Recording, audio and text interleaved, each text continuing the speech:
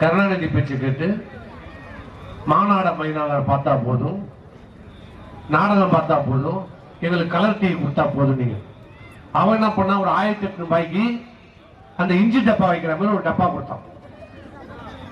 இப்ப எத்தனை பேர் வீட்டுல அந்த டிவி இருக்குது? கொடுத்தது மட்டுமா? அது 7000 கோடி ஆச்சு. அது மட்டுமாச்சு? சும்மா ஒரு மாநாட பயிலாட சன் டிவி நீங்க கலைஞர் டிவி சும்மா காட்டுவானா? அதுக்கு கேபிள் கனெக்ஷன் வாங்கணும். கேபிள் கனெக்ஷன் யாரா நடத்துறான்னு பார்த்தா எஸ்சி டிவி. அவன் யாரானா தயாநிதி மாறன், கலாநிதி மாறன். அவன் யாரானா முஸ்லிம் மாறன் பையன். முஸ்லிம் மாறன் யாரானா அக்கா பையன். நீ மாசம் 100 ரூபாய் 200 ரூபாய் கட்டண. அந்த பணம் எங்க போச்சு 5 வருஷத்துக்கு?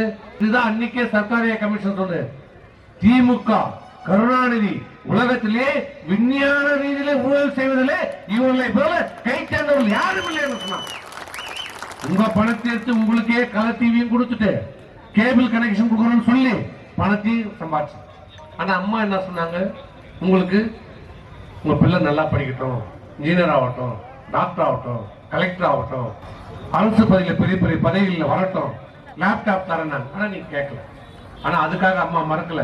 2016 அந்த வாக்குறுதியை கொடுத்தாங்க, நம்பி வாக்களிச்சுங்க. ஜெயிச்ச உடனே லேப்டாப்ப கொடுத்தார்களா இல்லையா? 10 வருஷம் 2011 இருந்து 2021 எடப்பாடியார் ஆட்சி வரைக்கும் உங்களுக்கு 52 லட்சம் பேர், 1 இல்ல 2 இல்ல 52 லட்சம் மாணவ மாணவிகளுக்கு 7000 கோடி ரூபாயில லேப்டாப்பை கொடுத்த அரசு அம்மாவுடைய அரசு.